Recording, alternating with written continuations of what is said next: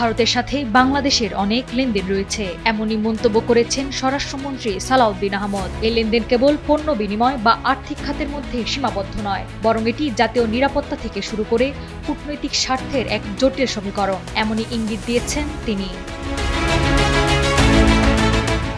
স্বরাষ্ট্রমন্ত্রীর সঙ্গে ভারতের হাইকমিশনার প্রণয় ভার্মার সৌজন্য সাক্ষাৎকারের পরে তিনি সাংবাদিকদের বলেন, প্রতিবেশী হিসেবে ভারতের সাথে অনেক বেশি লেনদেন আছে, ব্যবসা বাণিজ্য আছে, যাতায়াত আছে বিভিন্ন খাতে।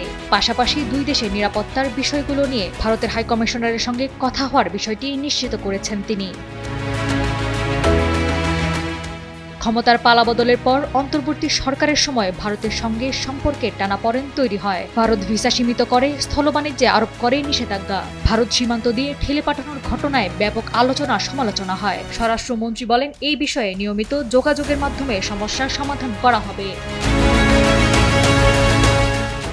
বাংলাদেশ ও ভারতের মধ্যকার এই লেনদেন ও সম্পর্কের ভারসাম্য রক্ষায় ব্যবসা বাণিজ্য ও কূটনীতি উভয় ক্ষেত্রে সৌহার্দ্যপূর্ণ সম্পর্ক বজায় থাকবে বলে নিশ্চিত করেন তিনি। এবং সীমান্ত হত্যার বিষয়ে বলেন, বিজিবি বিএসএফ নিয়মিত বৈঠক করবে, এগুলো যতটুকু সম্ভব এড়ানোর চেষ্টা করা হবে। নাওয়ার সালসাবিল দুর্দানা, সময়ের আলো।